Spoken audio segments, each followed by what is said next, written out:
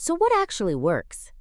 How do you handle the mess without damaging your relationship or enabling complete chaos? Strategy 1. Pick your battles. Ask yourself honestly, is the room creating actual health hazards, or is it just offending your aesthetic sensibilities? If it's the latter, close the door, literally. Their room, their rules. Save your energy for things that actually matter: grades, character, safety, how they treat people. The sock on the floor? Not worth the relationship cost. Strategy 2. Negotiate minimum standards. Sit down together, and I mean together, as equal partners, and agree on non-negotiables. What might those be? No rotting food. Laundry in the hamper on laundry day so it actually gets washed. Dirty dishes returned to the kitchen daily. A clear path to the door and window for safety. Everything else? Let them figure it out. Let them live with the consequences of their organizational choices. Strategy 3. Natural consequences. This is the hardest one for parents, but it's the most effective. Stop rescuing them. Can't find clean clothes? They wear dirty ones or do their own laundry. Lost their homework? They face the grade. Can't find their favorite hoodie? They deal with the disappointment. The mess needs to be their problem, not yours. As long as you're the one suffering from their mess, they have zero motivation to change. Strategy 4. Focus on shared spaces. Put your energy into maintaining the kitchen, living room, bathrooms, spaces where your standards legitimately apply because everyone uses them. Their bedroom? That's their territory. Unless it's creating the red flags we talked about earlier, let it go. These 4 strategies work because they respect your teenager's autonomy while maintaining reasonable boundaries. They preserve your relationship while allowing them to learn from consequences. Let's talk about how to actually implement these strategies, because knowing what to do and doing it are 2 different things. When you sit down to negotiate minimum standards, make it a genuine negotiation.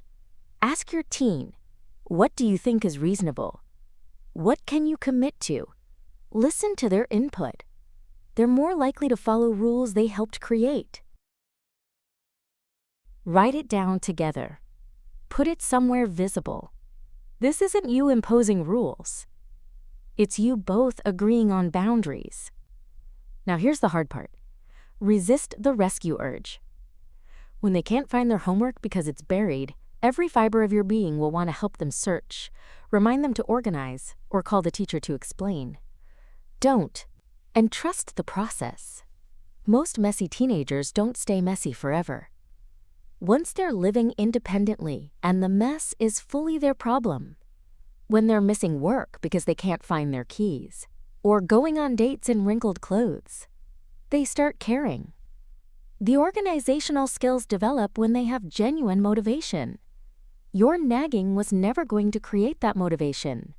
Their own consequences will. Give them time and space to figure it out. The mess is temporary.